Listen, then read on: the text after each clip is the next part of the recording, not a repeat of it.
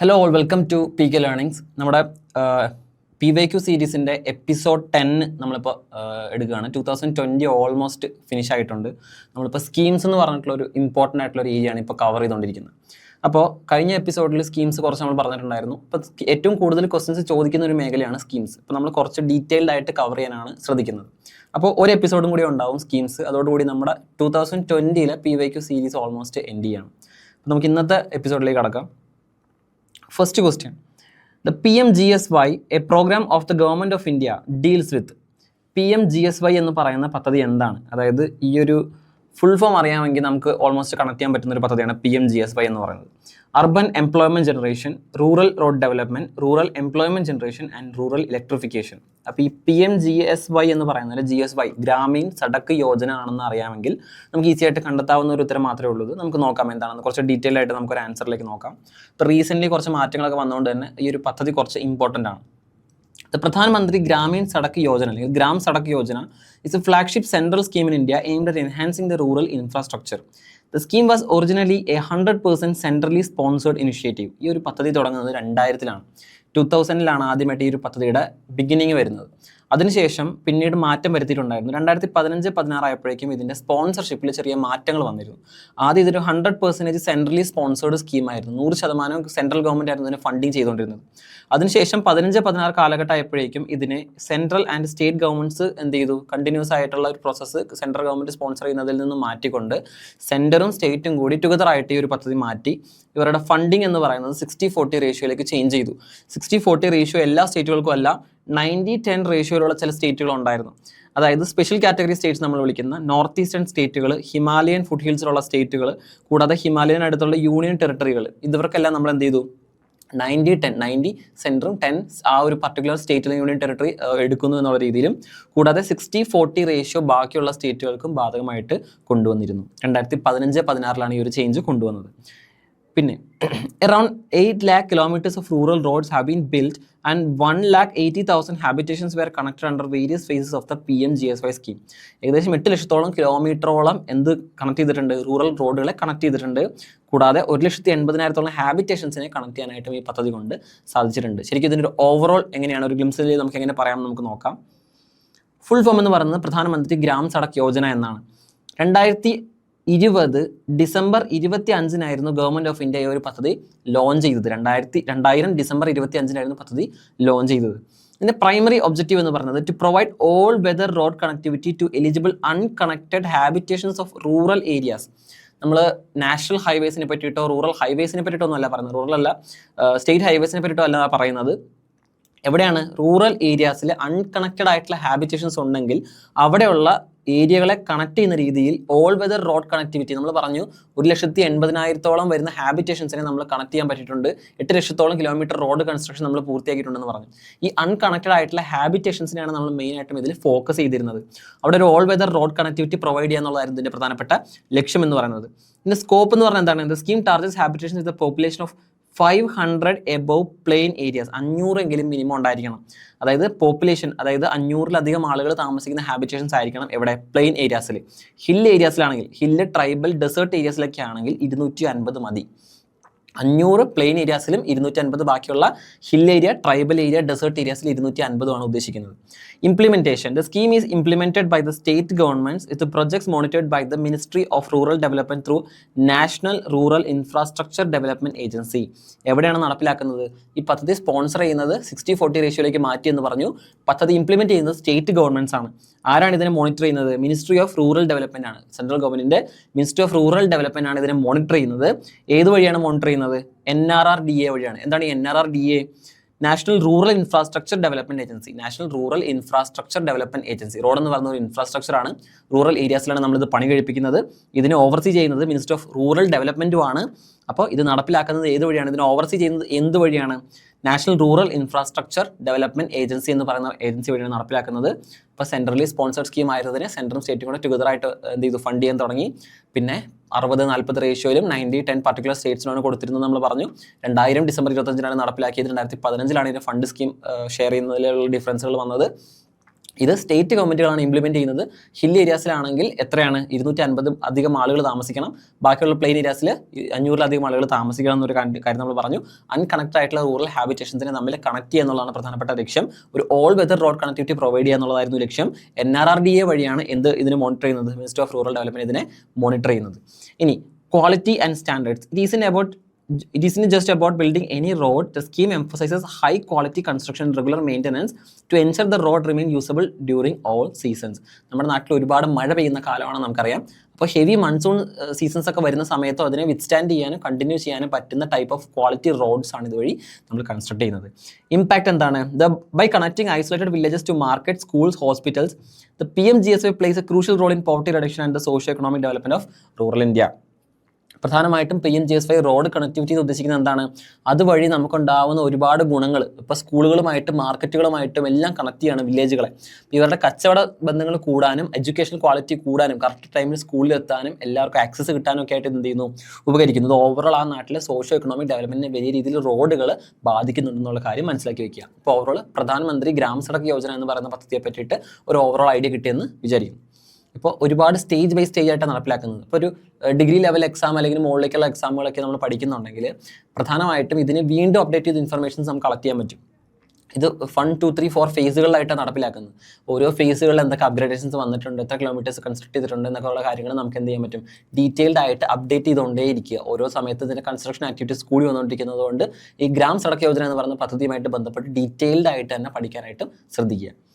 Next question, ഗ്രാമീണ ശുദ്ധജല ലഭ്യത ലക്ഷ്യമിട്ടുകൊണ്ടുള്ള പദ്ധതി ഏതാണ്? ഇപ്പോൾ കേരളത്തിലാണോ ഇന്ത്യയിലാണോ എന്നുള്ളൊരു കൺഫ്യൂഷൻ ഇതിനകത്ത് വരാം. ഓപ്ഷൻസ് വഴി കണക്ട് ചെയ്യാൻ നോക്കുക. ഗ്രാമീണ ശുദ്ധജല ലഭ്യത ലക്ഷ്യമിട്ടുകൊണ്ടുള്ള പദ്ധതി എന്ന് മാത്രമേ പറഞ്ഞിട്ടുള്ളൂ. DWRA, ഇന്ദിര ആവാസ് യോജന, ICDS, സ്വജൽധാര പദ്ധതി കേൾക്കുമ്പോൾ നമുക്ക് മനസ്സിലാവും സെൻട്രൽ ഗവൺമെൻറ് സ്കീമുകളാണ്. നമ്മുടെ സ്റ്റേറ്റ് ഗവൺമെൻറ്റിൻ്റെ പദ്ധതികളൊന്നും പറഞ്ഞിട്ടില്ല. അപ്പോൾ സെൻട്രൽ ഗവൺമെൻറ് ഇംപ്ലിമെൻറ്റ് ചെയ്യുന്ന ഒരു പദ്ധതിയെ പറ്റിയിട്ടാണ് പറയുന്നത്. അപ്പോൾ ശുദ്ധജലം എന്ന് പറയുമ്പോൾ നമുക്ക് നേരിട്ട് കണക്ട് ചെയ്യാൻ പറ്റുമെങ്കിൽ സ്വജൽധാര എന്ന് പറയുന്ന ഒരു പേരിലേക്ക് നമുക്ക് എത്താനായിട്ട് കഴിയും. ഒരു ഗസ്റ്റ് വർക്കിലൂടെ വേണമെങ്കിൽ അത് കണക്ട് ചെയ്യാൻ പറ്റുന്നുള്ളൂ. നമുക്ക് നോക്കാം ഓരോ പദ്ധതിയും എന്താണെന്നുള്ള കാര്യം നമുക്കൊന്ന് ഡീറ്റെയിൽ ആയിട്ട് നോക്കാം. 4 പദ്ധതി കൊടുത്തിട്ടുള്ളതുകൊണ്ട്. ഒന്നാമത്തേത് എന്ന് പറയുന്നത് സ്വജൽധാര പദ്ധതി. നമ്മുടെ ആൻസർ ആയിട്ട് വരുന്നത് എന്താണ്? സ്വജൽധാര പദ്ധതി ഓപ്ഷൻ D ആണ്. 2002 കേന്ദ്ര സർക്കാർ ആവിഷ്കരിച്ച പദ്ധതിയാണ് സ്വജൽധാര. ഗ്രാമപ്രദേശങ്ങളിൽ സുരക്ഷിതമായ കുടിവെള്ളം ലഭ്യമാക്കുക എന്നതായിരുന്നു ഇതിന്റെ പ്രധാനപ്പെട്ട ലക്ഷ്യം. തദ്ദേശ സ്വയംഭരണ സ്ഥാപനങ്ങളുടെയും ഗുണഭോക്താക്കളുടെയും പങ്കാളിത്തത്തോടെയാണ് ഇത് നടപ്പിലാക്കിയത്. അപ്പോൾ ഒരു ഗ്രൗണ്ട് ലെവലിൽ തദ്ദേശ സ്വയംഭരണ സ്ഥാപനങ്ങളുടെയും ഗുണഭോക്താക്കളുടെയും പങ്കാളിത്തത്തോടെ നടപ്പിലാക്കിയ ഒരു പദ്ധതിയായിരുന്നു 2002 കൊണ്ടുവന്ന സ്വജൽധാര. ഇനി അതിന് കൂടാതെ ബാക്കിയുള്ള ഓപ്ഷൻസ് എന്താണെന്ന് നമുക്ക് ജസ്റ്റ് നോക്കാം. DWCRA എന്ന് പറയുന്നത് development for women and children in rural areas ആണ്. DWCRA development for women and children in rural areas എന്ന് പറയുന്നതാണ് DWCRA. ഗ്രാമീണ സ്ത്രീകളുടെയും കുട്ടികളുടെയും ഉന്നമനത്തിന് വേണ്ടിയാണ് DWCRA എന്ന് പറയുന്ന പദ്ധതി കൊണ്ടുവന്നത്. ഇന്ദിര ആവാസ് യോജന, ആവാസ് എന്ന് പറയുമ്പോൾ പേരിൽ നമുക്ക് കണക്ട് ചെയ്യാം. ദരിദ്രരായ കുടുംബങ്ങൾക്ക് വീട് നിർമ്മിച്ചു കൊടുക്കുന്ന പദ്ധതിയാണ് ഇന്ദിര ആവാസ് യോജന. ഇനി ICDS, integrated child development service എന്ന് പറയുന്നതിന് ഷോർട്ട് ഫോം ആണ് ICDS എന്ന് പറയുന്നത്. കുട്ടികൾക്കും ഗർഭിണികൾക്കും ആവശ്യമായ പോഷകാഹാരം, ആരോഗ്യം, പ്രീ സ്കൂൾ വിദ്യാഭ്യാസം എന്നിവ ഉറപ്പുവരുത്തുന്ന പദ്ധതിയാണ് ICDS എന്ന് പറയുന്നത്. അങ്കണവാടികൾ വഴിയാണ് ഇത് നടപ്പിലാക്കുക എന്നുള്ള കാര്യം മനസ്സിലാക്കുക. നമ്മൾ പറഞ്ഞു വന്നത് സ്വജൽധാര പദ്ധതിയെ പറ്റിയിട്ടായിരുന്നു. അടുത്ത question number 3. National rural employment guarantee act was passed on. നമ്മൾ ഓൾറെഡി കഴിഞ്ഞ സ്കീമുകൾ ഡിസ്കസ് ചെയ്ത ഒരു ക്വസ്റ്റ്യൻ തന്നെയായിരുന്നു NREG എന്ന് പറയുന്നത്. നമ്മൾ ജസ്റ്റ് ഒന്നുകൂടെ ഒന്ന് റിവൈൻഡ് ചെയ്യുന്നൊന്ന് മാത്രമായിട്ട് ഓർത്തിരിക്കുക. 2000, 2005, 2007, 2010 4 ഓപ്ഷൻസ് തന്നിട്ടുണ്ട്. നമുക്ക് ആൻസറിലേക്ക് കടക്കാം. ഓപ്ഷൻ B ആണ്. 2000 നമ്മൾ ഓൾറെഡി പഠിച്ചിരുന്നു. ഈ പറയുന്ന പദ്ധതി റീപ്ലേസ് ചെയ്തുകൊണ്ട് VBG റാംജി വന്ന കാര്യത്തിനെ പറ്റിയിട്ടൊക്കെ നമ്മൾ ചർച്ച ചെയ്തിരുന്നു.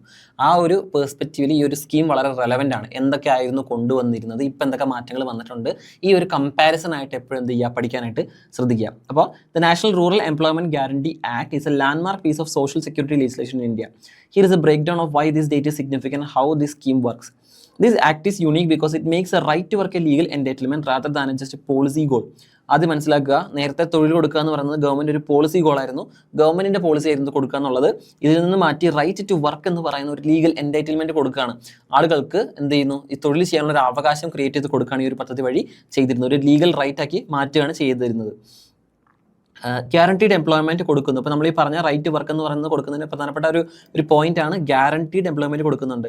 അതായത് 100 days of guaranteed unskilled manual വർക്കാണ് നമ്മളുടെ പ്രൊവൈഡ് ചെയ്യുന്നത്. അപ്പോൾ ഒരു ഫിനാൻഷ്യൽ ഇയറിൽ ഇത്തരം വർക്ക് ഡേയ്സ് കൊടുക്കുമ്പോൾ അത് കിട്ടിയില്ലെങ്കിൽ എന്താണ് വ്യത്യാസം? To every household whose adult members are volunteer for it. ഇത് കൊടുക്കുന്നില്ലാത്ത ആളുകൾക്ക് തൊഴിലില്ലായ്മ വേതനം കൊടുക്കണം എന്ന് പറയുന്ന ഒരു നിയമം കൊണ്ടുവരുന്നുണ്ട്. അതവിടെ എന്തിന് ബാധകമാണ്? ഈ റൈറ്റ് ടു വർക്കിന് ബാധകമാണെന്നുള്ള കാര്യം ഓർത്തിരിക്കുക.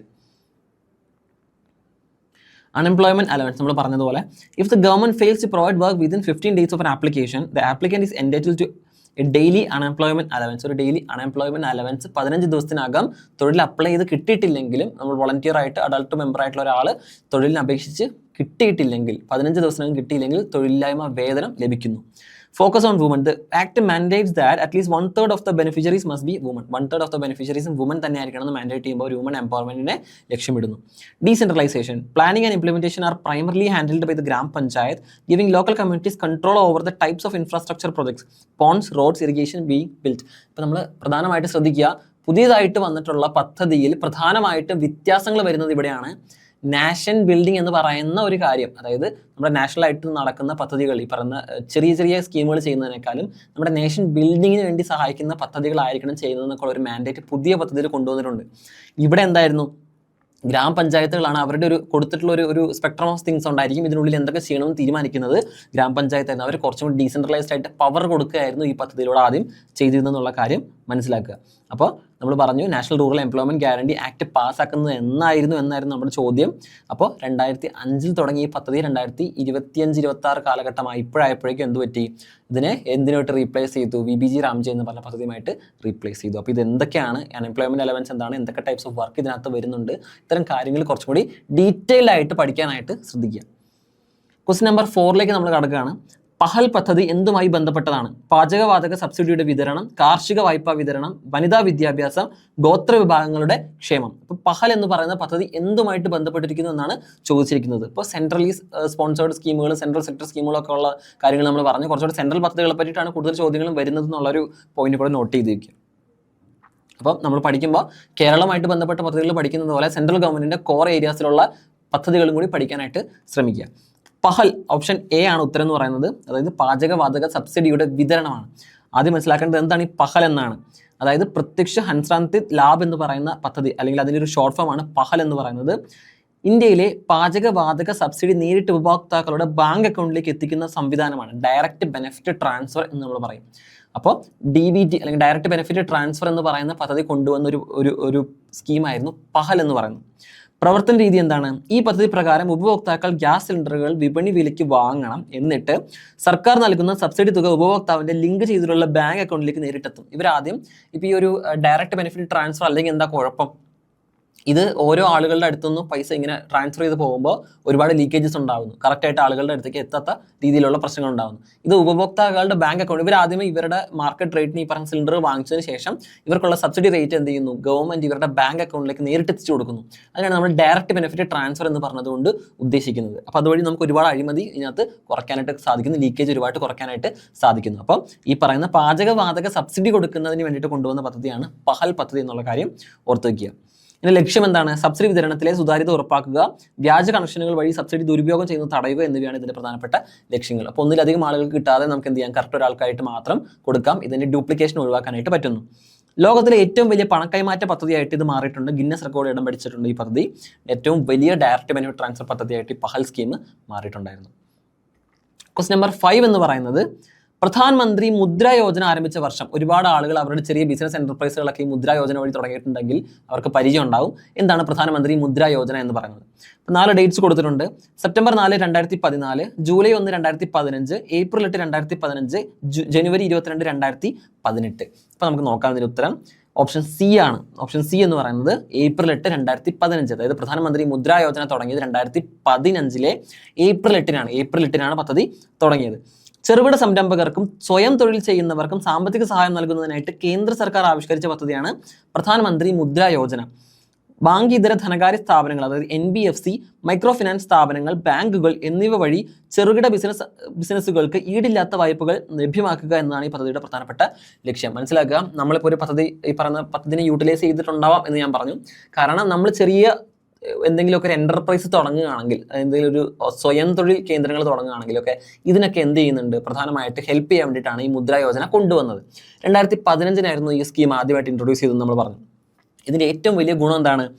ബാങ്ക് ഇതര ധനകാര്യ സ്ഥാപനങ്ങളും മൈക്രോ ഫിനാൻസ് സ്ഥാപനങ്ങൾ, ബാങ്കുകൾ എന്നിവയെല്ലാം വഴി ചെറുകിട ബിസിനസ്സുകൾക്ക് ഈടില്ലാത്ത വായ്പയാണ് കൊടുക്കുന്നത്. കൊളാട്രൽ ഫ്രീ ലോൺസ് ആണ് കൊടുക്കുന്നത്. ഈടില്ലാത്ത വായ്പകൾ കൊടുക്കുകയാണ് ഇതിൽ ചെയ്യുന്നത്. ഇതുകൊണ്ടുണ്ടാവുന്ന എന്തെങ്കിലും പർട്ടിക്കുലർ ലോസുകളെ ബിയർ ചെയ്യാനായിട്ട് റെസ്പോൺസിബിലിറ്റി എടുക്കുന്നത് ഗവൺമെൻറ് ആണെന്നുള്ള കാര്യം മനസ്സിലാക്കുക. പലിശ രഹിതം എന്നല്ല, ഈടില്ലാത്ത വായ്പ കൊടുക്കുകയാണ്. ഇതിനൊരു ഇൻട്രസ്റ്റ് റേറ്റ് കറക്റ്റായിട്ട് ചാർജ് ചെയ്യുന്നുണ്ട്, എന്നാൽ ഇതിന് ഈട് കൊടുക്കേണ്ട ആവശ്യം ഉണ്ടായിരുന്നില്ല. കൊളാട്രൽ ഫ്രീ ആയിട്ടുള്ള ലോണുകളാണ് പ്രധാനമന്ത്രി മുദ്ര യോജനയിലൂടെ അനുവദിച്ചിരുന്നുള്ള കാര്യം മനസ്സിലാക്കുക. ഇതിന് ബെനിഫിഷ്യറീസ് ആയിട്ടുള്ള ആളുകളെ സെലക്ട് ചെയ്യുന്നതിന് ഒരു പ്രോസസ്സ് ഉണ്ടായിരുന്നുള്ള കാര്യം മനസ്സിലാക്കുക. ഇനി വായ്പാ വിഭാഗങ്ങളിൽ നമ്മൾ തിരിച്ചിട്ടുള്ളത്, നൽകുന്ന തുകയുടെ അടിസ്ഥാനത്തിൽ വായ്പകളെ 3 ആയിട്ട് തിരിച്ചിട്ടുണ്ട്. ഇപ്പം അതിന് ഒരു അഡീഷൻ കൂടി വന്നിട്ടുണ്ട്. നമ്മളത് 4 എന്നുള്ള കാറ്റഗറിയിൽ ചേർത്തിട്ടുണ്ട്. 3 എണ്ണമാണ് പ്രധാനമായിട്ടും ഉണ്ടായിരുന്നത്. ആ 3 എണ്ണം എന്ന് പറയുന്നത് ശിശു, കിഷോർ, തരുണാണ്. ശിശു, കിഷോർ, തരുൺ. 50,000 രൂപ വരെയുള്ള വായ്പകളെ ശിശു എന്ന് പറയുന്ന കാറ്റഗറിയിലും 50,000 മുതൽ 5 ലക്ഷം രൂപ വരെയുള്ളതിനെ നമുക്ക് കിഷോർ എന്ന് പറയുന്ന കാറ്റഗറിയിലും 5 ലക്ഷം മുതൽ 10 ലക്ഷം രൂപ വരെയുള്ള വായ്പകളെ തരുൺ എന്ന് പറയുന്ന കാറ്റഗറിയിലുമാണ് ഉൾപ്പെടുത്തിയിരുന്നത്. അപ്പോൾ പ്രധാനമായും 3 എണ്ണം എന്ന് പറയുന്നത് ശിശു, കിഷോർ, തരുണാണ്. ശിശു, കിഷോർ, തരുൺ.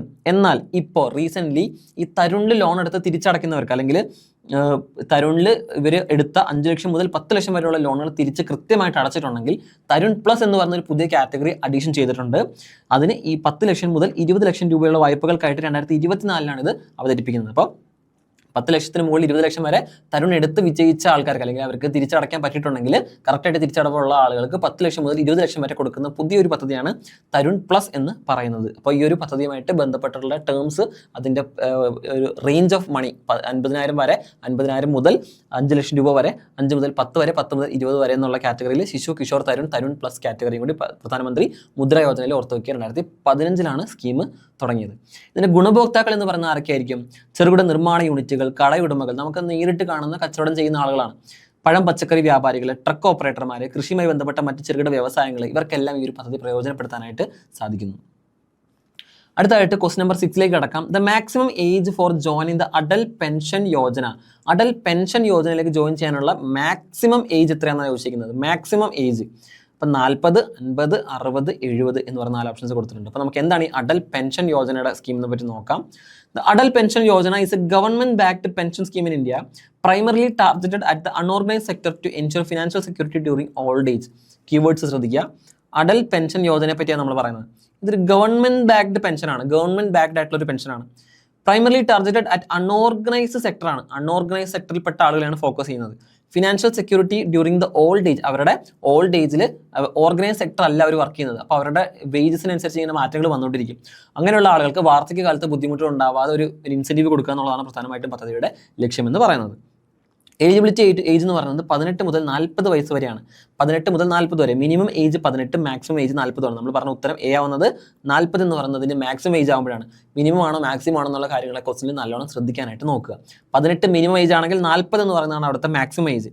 കോൺട്രിബ്യൂഷൻ പീരീഡ് എന്ന് പറയുന്നത് since the pension starts at the age 60, the subscriber must contribute to a minimum 20 years if joining at the maximum age of 40.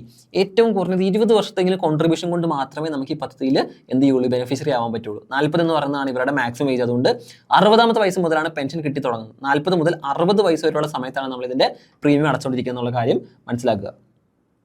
Pension benefits എങ്ങനെ കിട്ടുന്നു എന്ന് നമുക്ക് നോക്കാം.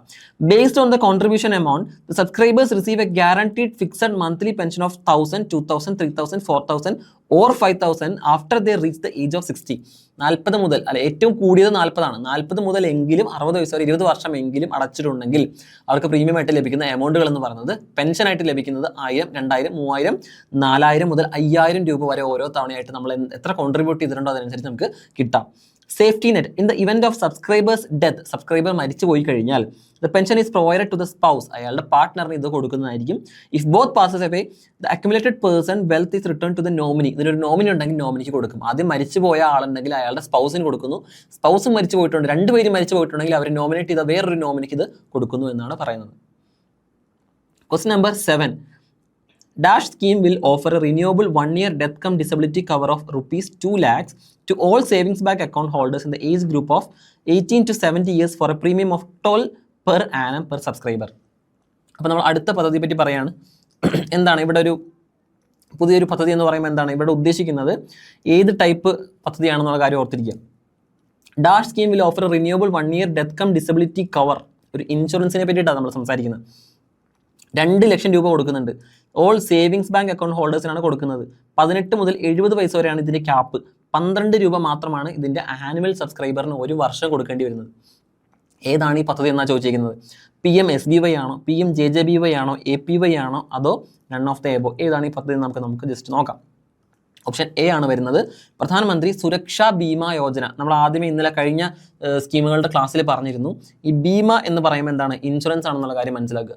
ബീമ എന്ന് പറഞ്ഞാൽ ഇൻഷുറൻസ് ആണ്. ഈ ബീമയുടെ കൂടി വരുന്നതെല്ലാം എന്തായിരിക്കും? ഇൻഷുറൻസ് സ്കീമുകളായിരിക്കും. ദ പ്രധാനമന്ത്രി സുരക്ഷാ Bima Yojana PMSBY is A government backed accident insurance scheme. അപ്പോൾ എന്താണ്? ഗവൺമെന്റിന്റെ സപ്പോർട്ടുള്ള ഒരു ആക്സിഡന്റ് ഇൻഷുറൻസ് സ്കീമാണ്. ആക്സിഡന്റ് ഇൻഷുറൻസ് സ്കീമാണ് ഈ പറയുന്ന പ്രധാനമന്ത്രി സുരക്ഷാ ബീമാ യോജന അഥവാ PMSBY എന്ന് പറയുന്നത്. 18 മുതൽ 70 വയസ്സ് വരെ ഉള്ളവർക്ക് ഇതിന് ചേരാൻ പറ്റും. 18 മുതൽ 70 വയസ്സ് വരെയാണ് ക്യാപ്പ്. 12 രൂപ മാത്രം, ഒരു വർഷം 12 രൂപ മാത്രം ക്യാപ്പായിട്ട് ഇതിന് അടച്ചാൽ മതി. ഇപ്പോൾ 20 രൂപയാക്കി മാറ്റിയിട്ടുണ്ടെന്നുള്ള കാര്യം മനസ്സിലാക്കുക. കവറേജ് 2 ലക്ഷം അല്ലെങ്കിൽ 2 lakhs for accidental death or full disability and 1 lakh for partial disability. Accident പറ്റിയ ആൾ മരിക്കുകയോ ഫുൾ ഡിസബിലിറ്റി സംഭവിക്കുകയോ ചെയ്താൽ 2 ലക്ഷം രൂപ വരെയുള്ള കവറേജ് കിട്ടുന്നു. And 1 lakh for partial disability. Partial disability ആണെങ്കിൽ 1 ലക്ഷം രൂപ വരെയുള്ളതും കിട്ടുന്നു എന്നുള്ള കാര്യം മനസ്സിലാക്കുക. അപ്പോൾ സുരക്ഷാ ബീമാ യോജന എന്ന് പറയുന്നത് ആക്സിഡന്റൽ കവറിന് കൊടുക്കുന്ന ഇൻഷുറൻസ് സ്കീമാണ്. 18 മുതൽ 70 വയസ്സ് വരെയാണ്. 12 രൂപ മാത്രം വാർഷികമായിട്ട് അടച്ചാൽ മതി. 2 ലക്ഷം ആക്സിഡന്റൽ ഡെത്തിനും അല്ലെങ്കിൽ ഡിസബിലിറ്റി, അതായത് ഫുൾ ഡിസബിലിറ്റി ആണെങ്കിലും മരിച്ചാലും എത്ര കിട്ടും? 12 രൂപ വെച്ച് അടയ്ക്കുന്ന പദ്ധതിക്ക് 2 ലക്ഷം രൂപ വരെ കിട്ടും. ഇനി 1 ലക്ഷം കിട്ടും എപ്പോൾ?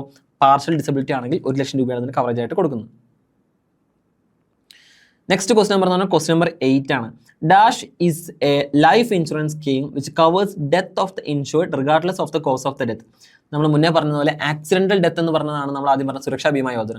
ഇവിടെ നമ്മൾ പറയുന്നത് കോസ് ഓഫ് ദ ഡെത്ത് എന്താണെന്ന് സ്പെസിഫൈ ചെയ്ത് പറയുന്നില്ല. Which covers the death of the insurance എന്ന് പറയുന്നത് മാത്രമേ കവർ ചെയ്യുന്നുള്ളൂ. ഇൻഷുറൻസ് എടുത്ത ആളുടെ ഡെത്ത് സംഭവിച്ചു കഴിഞ്ഞാൽ ഇൻഷുറൻസ് പ്രീമിയം എമൗണ്ട് നമുക്ക് അയാൾക്ക് കിട്ടും. അവിടെ എന്താണ് കോസ് ഓഫ് ഡെത്ത് എന്ന് പറയുന്നില്ല. ലൈഫ് ഇൻഷുറൻസ് സ്കീമാണ്. ഈ ഒരു പദ്ധതി ഏതാണെന്നാണ് ചോദിച്ചിരിക്കുന്നത്. PMSBY ആണോ, PMJJBY ആണോ, APY ആണോ? ഇപ്പോൾ നമ്മൾ ഓപ്ഷൻസ് നോക്കിയാൽ മനസ്സിലാവും. ഈ സ്കീമുകൾ കൊടുക്കുമ്പോൾ ഇൻഷുറൻസ് ബേസ്ഡ് സ്കീമുകളൊക്കെ കൊടുക്കുന്ന സമയത്ത് ഓൾമോസ്റ്റ് സെയിം ഓപ്ഷൻസ് ആണ് രണ്ടിടത്തും കൊടുത്തിരിക്കുന്നത്. ഈ പദ്ധതികളൊക്കെ എന്താണെന്നുള്ള കാര്യം നമ്മൾ ഓൾറെഡി പറഞ്ഞു. അടൽ പെൻഷൻ യോജന പറഞ്ഞു, പിന്നെ സുരക്ഷാ ബീമാ യോജനയെ പറ്റി പറഞ്ഞു. ഈ ബാക്കിയുള്ളത് എന്താണ്? PMJJBY ആണ്. അപ്പോൾ നമുക്കത് എന്താണെന്ന് ജസ്റ്റ് നോക്കാം. ഓപ്ഷൻ ബി ആണ് ഉത്തരം. പ്രധാനമന്ത്രി ജീവൻ ജ്യോതി ബീമാ യോജന. നമ്മളിത് ഒരു മുന്നേ ഒന്ന് ഡിസ്കസ് ചെയ്തിരുന്നതാണ്, നമുക്കൊന്നുകൂടെ പറയാം. Pradhan Mantri Jeevan Jyoti Bima Yojana or PMJJBY is a government backed life insurance scheme designated to provide financial security to families in the event of a policy holder's death. Policy holder മരിച്ചു കഴിഞ്ഞാൽ അയാളുടെ എന്താണ് ഫാമിലിക്ക് ഫിനാൻഷ്യൽ സെക്യൂരിറ്റി അയാൾ എടുത്തിരുന്ന പ്രീമിയം എമൗണ്ട് കിട്ടുന്നു.